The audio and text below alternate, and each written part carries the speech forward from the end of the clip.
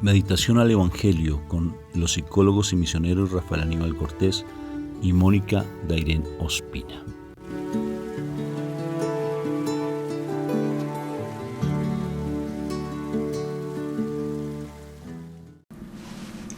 Bueno, Dios me los bendiga, Dios me los llene de paz. Un fuerte abrazo, salud, de paz y bien a todos ustedes.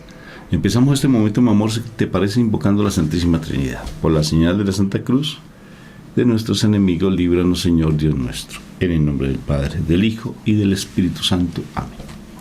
Padre, hoy venimos ante ti reconociendo el poder que tú tienes. Tú eres omnisciente, omnipresente. Hoy venimos a decirte que tú tienes todo el poder. Tú tienes todo bajo tu mano. Y nosotros hacemos parte de tu creación. Somos tus hijos predilectos, amados. A pesar de las indiferencias, tú tratas de que nosotros siempre intentas por todo lo que sea para que nosotros no nos perdamos.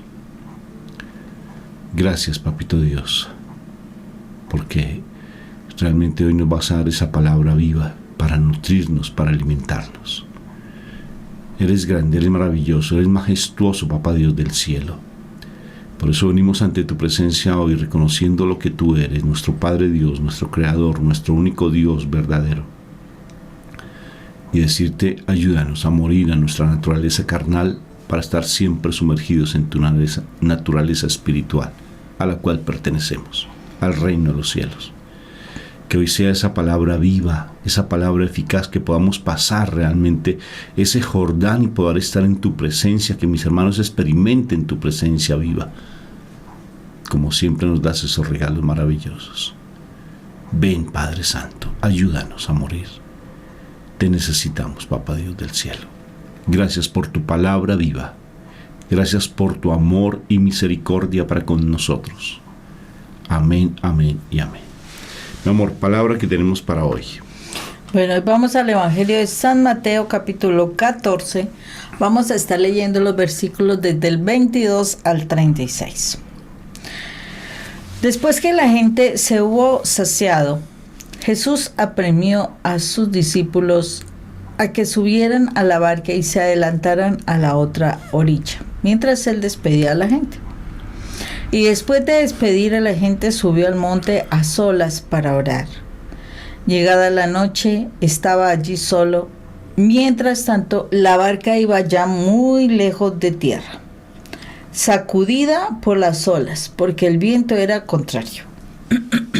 A la cuarta vela de la noche, se les acercó Jesús andando sobre el mar. Los discípulos, viéndolo andar sobre el agua, se asustaron y gritaron de miedo, diciendo que era un fantasma. Jesús les dijo enseguida, ánimo, soy yo, no tengan miedo. Pedro le contestó, Señor, si eres tú, mándame ir a ti sobre el agua. Y él le dijo, ven. Pedro bajó de la barca y echó a andar sobre el agua, acercándose a Jesús. Pero al sentir la fuerza del viento, le entró miedo. Empezó a hundirse y gritó, Señor, sálvame.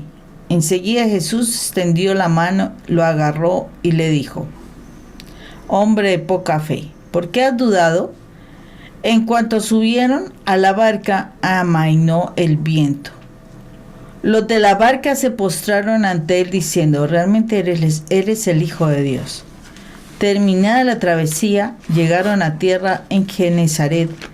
Y los hombres de aquel lugar apenas lo reconocieron,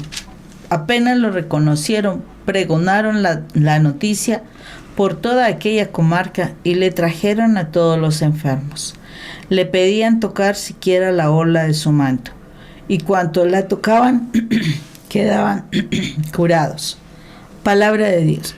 Te alabamos, Señor Jesús. Bueno, aquí interesante porque están hablando de si quedaron saciadas las personas, o sea, habían comido suficiente. Habían comido suficiente. A mí me parece tan tierna la actitud de nuestro Señor Jesucristo porque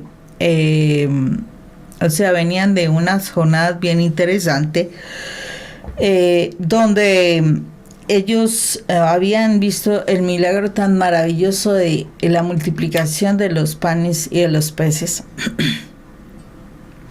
Y pues estaban cansados, me supongo. Entonces por eso como que Jesús, viendo la circunstancia, toda la situación, entonces como que súbanse rápido a la barca. O sea, puede uno decir o puede uno mirar en estos tiempos como cuando se hace alguna actividad y las personas quieren hablar con los que han dirigido la actividad. Entonces las personas como que vengan rápido, quédense aquí o vayan a comer pronto. Bueno, son las situaciones que se pueden dar cuando hay actividades y se ha impactado a la gente. Jesús hizo eso y después de que los ha despachado en la barca, Él se queda para despachar a la gente, para que la gente se vaya. Y entonces, bueno, la gente se logra ir para sus casas.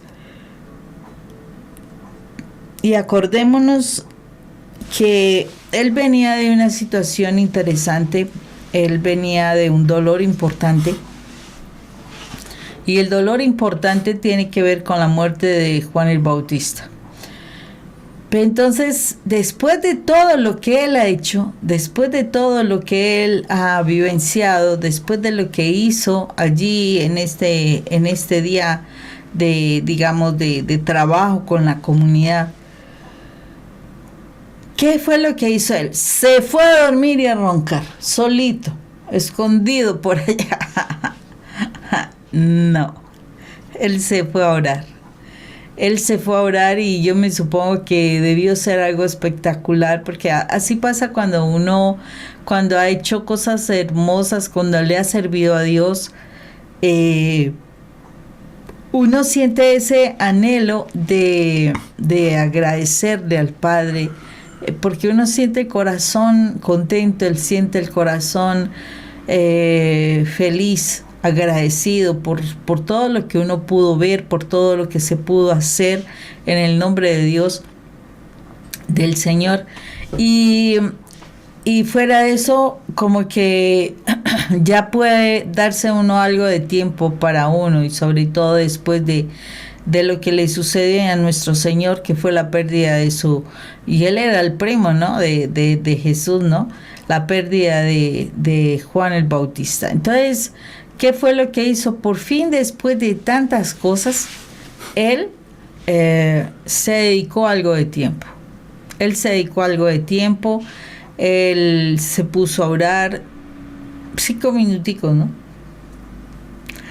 ¿no? No fueron 5 minutos. Él se dedicó a orar de tal manera que yo me imagino que Él desahoga su corazón.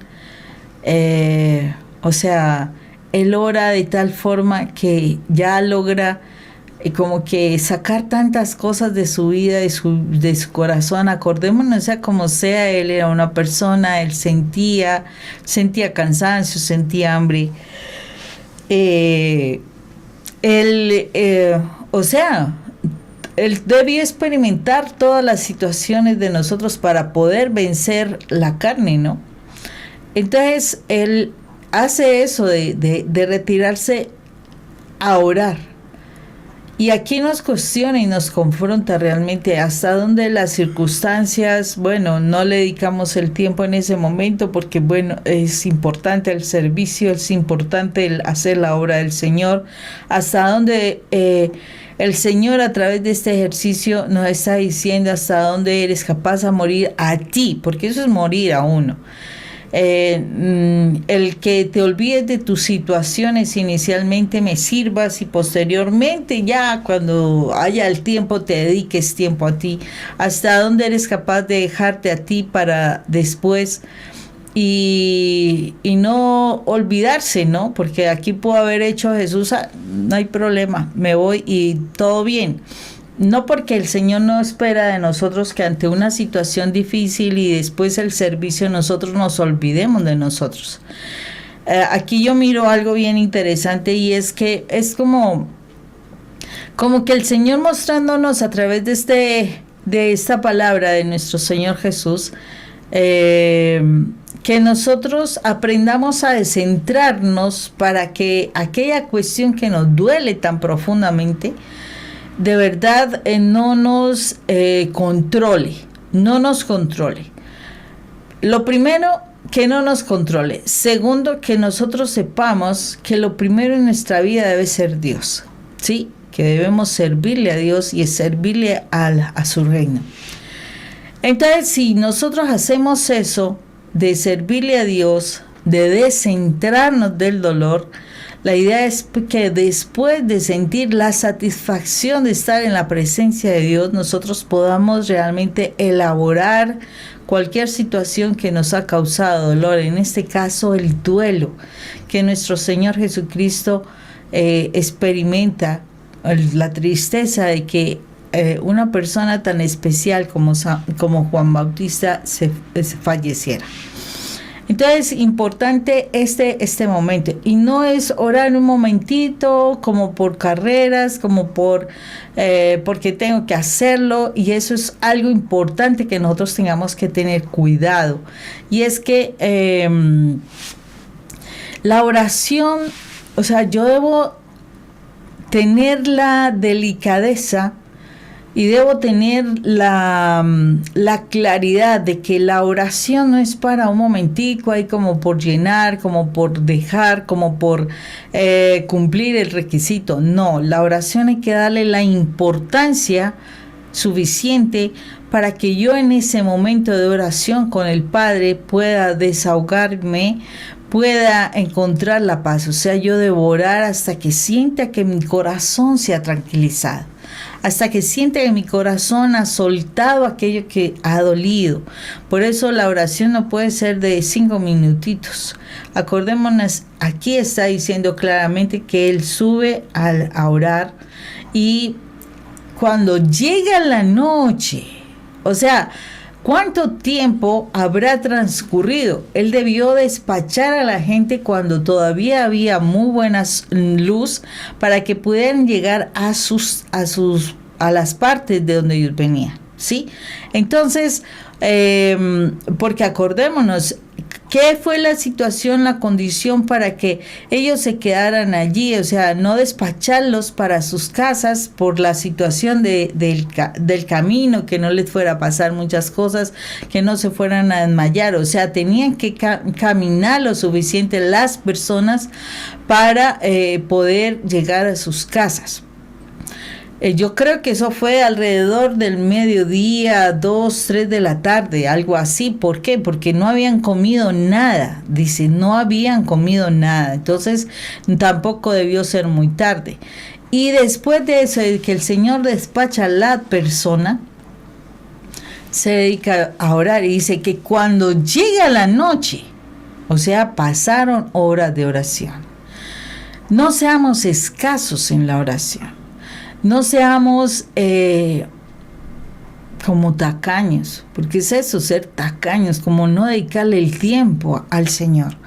¿Cuántas veces nosotros hemos desperdiciado nuestro tiempo haciendo cosas vanas, tontas? O sea, ¿cuánto tiempo, por ejemplo, cuántas horas pasas tú en el internet viendo bobadas, realmente tonterías? Pasas horas dedicadas a eso.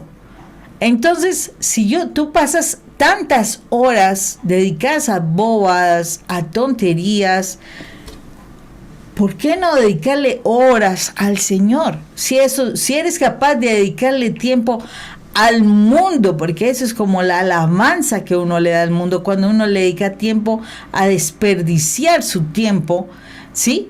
A desperdiciar las horas del día. Eso es como una alabanza para Satanás. Entonces hay que mirar hasta donde yo soy capaz de dedicarle horas a la oración, y especialmente cuando la oración puede traer a mi vida sanidad, cuando puede traer a mi vida paz, cuando puede traer a mi vida consuelo, cuando puede traer a mi vida restauración. O sea, ¿por qué no dedicarle tiempo de oración al Señor? Pero es cierto, hay algo que es importante. que tu oración no puede ser algo rutinario, que no puede ser algo mecánico, porque es que cuando es algo mecánico y rutinario, es lógico que no vas a disfrutar la oración. La oración es hablar, es poder expresar, es poder decir, es poder sacar lo que hay del corazón. Tan hermoso que es cuando uno poder hablar con una persona y poder hablarle, decirle cosas y sentirte en la confianza del descanso, de estar bien con la persona. Si eso lo podemos hacer con las personas y a veces esas mismas personas nos traicionan, la palabra así lo dice, maldito el hombre que confía en el hombre, ¿por qué no hacerlo con nuestro Padre Dios? ¿Por qué a Él coartarle la posibilidad de que Él te escuche y tú le hables de todas las cosas tuyas?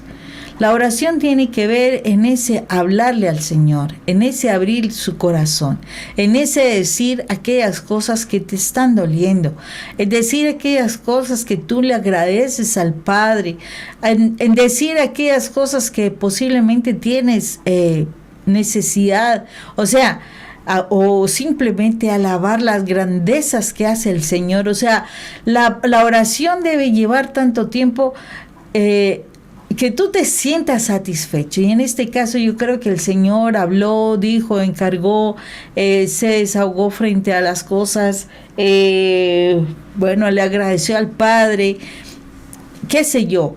Su oración fue tiempo, bastante tiempo, y ya después irse para encontrarse con sus discípulos. ¿Cuánto tiempo tú le das al Señor de calidad? Es tiempo de calidad. ¿Cuánto tiempo le das al Señor de calidad donde tú abres tu corazón, donde de verdad sientes la oración, donde de verdad se transporta ese momento a otro reino totalmente diferente que te desconectas de esta realidad? Escuchaba a un monje ermitaño por allá del otro lado de nuestro continente, colombiano, pero por allá, y decía: mi tiempo de oración son 14 horas, y la verdad para mí son como si fueran unos minutos. ¡Wow! ¡Qué intensidad de oración! Yo sé que es imposible nosotros hacer 14 horas de oración solo concentrados en ello porque tenemos responsabilidades, pero si Él lo dice es porque Él logra conectarse con el Padre y hablar de cosas y decirle las situaciones y bueno, todo lo que uno puede decirle a una persona cuando uno se siente agradable hablar con esa persona. Imagínense 14 horas de oración donde solamente diga la misma cosa todo el tiempo. Wow, yo creo que debe ser desesperante. O sea que la oración debe ser algo bastante especial, bastante maravilloso. A veces tú no te cansas de hablar con las personas porque todo el tiempo estás sacando cosas y te sientes contenta de hablar con esa persona porque le dices esto y aquello y lo demás allá. Si eso lo haces con un ser humano que no te soluciona las cosas que estás vivenciando, ¿por qué no hacerlo con Dios Padre? Interesante. Claro que sí. Y fíjate lo particular que tú tomas este pasaje, pues sobre ese fragmento de todo lo maravilloso que es este momento que Él camina sobre las aguas, sobre la oración. ¿Cómo oraba mi Señor Jesucristo? Preguntas. Vea capítulo 17 de Juan. Hoy, mira, habla para ti. Y como Él oraba de una manera tan sencilla, de tú a tú. Hay un hermano en nuestra comunidad que cuando él contó su testimonio me llamó mucho la atención. Por ejemplo, él se llama Juan José, él trabaja como ingeniero y él tenía que recorrer una gran distancia manejando. Dice, no, pues, ¿qué sucede en la oración? Pues yo me pongo a hablar con él. Así, me fluye como si yo le voy contando una cosa, le voy contando la otra. Bien particular. Veíamos de igual manera también una película, Los Sermones, tan particular. No la vimos, solamente como me llamó mucho la atención. Esas películas de Rocky, que fueron tan famosas en su momento. y cuando muere su esposa, él va a visitar a la tumba de su esposa, ¿no es cierto? Le lleva una flor, saluda a su amigo que está al lado, se toma una silla que tiene en el árbol siempre y se sienta ahí, lleva el periódico y empieza a hablar con ella. Sí, como si estuviera ahí. Bueno, ¿qué te cuento? Pues me fue como en el trabajo tal cosa, el restaurante está funcionando muy bien, y este periódico y las noticias que dicen aquí, y empieza a hablar de tú a tú. Me pareció tan particular la forma en que él llevaba esa conversación. Y decía, el poder de la oración tan hermosa cuando uno se dedica realmente a orar. Así que le fluya simplemente el hablar. Al principio pues causa dificultad porque uno no tiene la confianza y no tiene como ese hábito de hacerlo, pero hay que hacerlo. Y necesariamente la oración nos lleva a tener esa comunión con nuestro Padre Dios, y al tener esa comunión con nuestro Padre Dios, pues vamos a hacer cosas sobrenaturales, porque mi Jesús dijo, ustedes a través del Espíritu Santo harán cosas más grandes de las que yo hice. Imagínense uno caminar sobre las aguas. O solamente, como dice al final de este evangelio tan hermoso, que llegaba la gente y les pedía al Señor que por favor les podía tocar el borde del manto, y la gente quedaba sana, solamente con el borde del manto, y quedaban las personas sanas. Imagínense y que nosotros podemos hacer cosas más grandes. ¿Y cómo las hacemos? Cuando tenemos esa conexión con Dios. Pero aquí hay algo bien bonito, y es cómo tener esa autoridad para poder, esa autoridad que da el Espíritu Santo, que da nuestro Padre Dios, esa autoridad que da el hecho de saber que estamos ya sumergidos en el reino al cual tú y yo pertenecemos, que es el reino de los cielos. Pedro lo hizo. El osado, el impulsivo, el que piensa, habla para pensar, ¿no? No piensa para hablar, sino habla para pensar. O sea, que generalmente es demasiado, no mide el poder de sus palabras, siempre dice una cosa y se vuelve una persona demasiado fuerte, muy incisiva. A veces tengo que decir la verdad, y es la verdad, independientemente de todo, me la tienen que escuchar. Bueno, más o menos por ese estilo de personalidad. Y cuando la gente se asustan, sus discípulos se asustan, eres un fantasma. Dice, no, yo soy el Mesías, yo soy el maestro. Entonces, ¿qué hace Pedro? Déjame ir, si tú eres el maestro, déjame ir. Uy, qué osado. Y fíjate que la tempestad no dejó de pasar. El mar estaba picado, el mar estaba embravecido, para que tuvieran miedo unos pescadores, tuvieran impresión unos pescadores, porque realmente había algo que asustarse. Y mi Jesús está dentro de esa tempestad, y sigue en la tempestad, y Pedro camina en la tempestad, en la dificultad. ¿Ya sabes para dónde va el agua al molino? ¿Cuál es la dificultad? ¿Cuál es la tempestad que tienes? Y mi Jesús está en medio de la tempestad. Pedro camina en la tempestad, se acerca a mi Jesús, se perdió la mirada de Jesús, que es lo que siempre nos hablan, pierde la mirada de Jesús y se empieza a hundir y tiene miedo. Un pescador que conoce todo ese mar, porque toda la vida ha vivido en ese mar de Tiberíades, el mar de Galilea, todo el tiempo vive allí, y él sabe nadar perfectamente. Más adelante, recuerden cuando mi Jesús se le aparece después de que mi Jesús es resucitado, Pedro se lanza al mar y sale nadando hasta donde está mi Jesús. O sea, él sabe nadar y se asustó de la tempestad.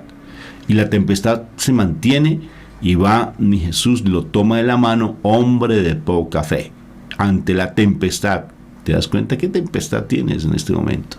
Y lleva a mi Jesús, lo lleva de la manito como un niño pequeño, y él lo ayuda a subir. Yo estoy convencido que mi Jesús no subió primero. Si este hombre tenía miedo, lo que hizo mi Jesús fue ayudarlo a subir a la barca. ¿Y se apoyó sobre qué? Sobre la tempestad, y en el momento de calma la tempestad. Quiero hacer énfasis precisamente sobre eso, que es el poder de la oración, como mi esposa lo dice. Nos da la seguridad de saber que estamos en el reino de los cielos, al cual tú y yo pertenecemos. Y en la medida que nosotros estemos sumergidos en esa oración y estemos convencidos plenamente que este mundo simplemente eso es circunstancial, que son simplemente cosas pasajeras, y saber que estamos en el reino al cual tenemos que un día de estos ir directamente. Aquí vivimos una parte de ese reino si lo queremos, o si no el reino del infierno también si lo queremos vivir, así viviremos. Pero entonces fíjate que cuando tú empiezas a sumergirte en la oración y haces parte del reino de los cielos, las tempestades van a venir, sí. Tempestades fuertes, sí. Los hijos Generalmente ahora con tanta libertinaje que hay, los esposos o las esposas que ponen a mirar donde no corresponde por esas heridas emocionales que traen, o porque tal vez tú le estás impulsando por tus actitudes a ver lo que no es adecuado, porque a veces tu propia actitud impulsa que el otro peque. Revísate. Y hay unas tempestades tan fuertes en lo financiero porque tienes unas deudas tremendas que no dicho ni sabes qué hacer. No sabes ni qué hacer. Y entonces andas de esa manera. Una tempestad tan fuerte como la salud. Y esas tempestades hacen que tú pierdas tu horizonte. Esa oración que tenías se te perdió porque viene la parábola del sembrador. Todo lo que tiene que ver con respecto a esa semilla que va germinando, y fácilmente las preocupaciones del mundo agobian completamente todo lo que es la presencia de Dios en nuestras vidas. Agobian completamente tanto esas preocupaciones, esos mares agitados, nos angustian tanto, nos absorben tanto, que no sabemos ni qué hacer. Pero mi Jesús nos dice en este momento, tal vez, hombre de poca fe, la tempestad no va a pasar. El encuentro con mi Jesús no quiere decir que automáticamente tú ya tengas esa calma, esa tranquilidad.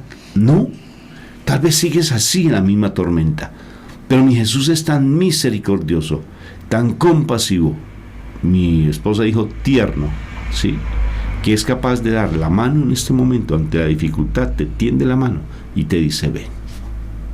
Hay una imagen muy linda, no sé si tú la has visto, una imagen donde aparece mi Jesús como en el mar, así como y uno lo ve transparente el mar y él con la mano extendida. Ven que yo te saco. Así no tengas fe, pero yo soy compasivo y misericordioso. Tal vez te reprocho el hecho de que no tengas fe, pero yo te doy mi ayuda. Eso dice mi Jesús, yo así lo tengo convencido. Y la tempestad no va a pasar, no va a pasar. Pero hasta que tú te subas a la barca del Señor, te subas a la barca de Él, en ese momento la tempestad se va a calmar. O sea que hay una esperanza. Que esa dificultad que tú tienes cuando te dejas tocar de la mano de mi Señor Jesucristo, esa tempestad tarde que temprano va a calmarse.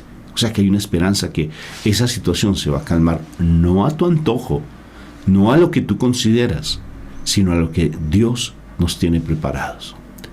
¿Tú crees, ponte a pensar, Pedro estaba pensando en subirse rápido a la barca? Él estaba pensando eso cuando yo creo que estaba así, absorto, embebido, asustado, maravillado, mejor dicho, un mundo de emociones tremendas, agarradito como un niño pequeñito, de la mano de mi Jesús caminando sobre las aguas, y él caminando y todo el mundo viendo. ¿Se imaginan ustedes los discípulos viendo esa escena? Del niño pequeñito de Pedro con mi Jesús, y llega a la barca y se tranquiliza la tempestad. Hay esperanza, pero para eso tienes que dejarte tocar de mi Jesús, no perder la mirada de Él, y a pesar de las circunstancias mantenerte firme en Él, y a pesar de que Él nos va siguiendo enseñando ante la dificultad, nos enseña y nos reprocha y nos forma, nos insta que estemos mirándolo a Él. Él nos va a llevar de la mano. Y fíjate que este pasaje bíblico, que ese monje hermoso que tomó estos pasajes bíblicos, nos da otro momento espectacular. Si tan solo tocar el borde de su manto, como le pasó a esa mujer hemorroísa, y la gente se sanaba. Habla de milagros por todos lados. Habla de milagros desde el principio, que dice que el Señor se quedó consolando, atendiendo a las personas y siguió haciendo milagros. Viene ahora, se sube al mar y hace milagros con Pedro, con estos discípulos para que creyeran. Allí estaba Tomás que no creyó. Allí estaba un Tomás. En la barca había un Tomás, había un Judas también, que a pesar de que ven eso, no creen. Y después de eso van a Genesaret y hay milagros y milagros por donde se le vea. Mi Jesús te quiere sano. Tiene muchísimas maneras de poder tener esa sanidad, de poder tener esa liberación, esa restauración. Déjaselo a Él. Pero no te me angusties ante la tempestad. No te me angusties. Solamente ten la mirada puesta en Él. Y a pesar de que pierdas tu fe, mi Señor te toma de la mano y te dice: no tengas miedo, yo estoy contigo. Hombre de poca fe, pero yo estoy contigo, no te suelto de la mano. O sea que hoy hazte un niño de mi Jesús como Pedro y dile, Señor, tómame la mano porque perezco. Tómame la mano porque me hundo en esta tempestad, a pesar de que he sabido enfrentarlas a veces, pero ahora no puedo si no estás conmigo. Ayúdame, Señor, porque contigo perezco. Contigo no voy a ser capaz de salir adelante. Si no estás conmigo, Papá Dios del cielo, mi Jesús, si no estás conmigo, no voy a ser capaz de salir adelante. Ayúdame. Amén y amén. Dios me los bendiga. Dios los bendiga. Un fuerte abrazo.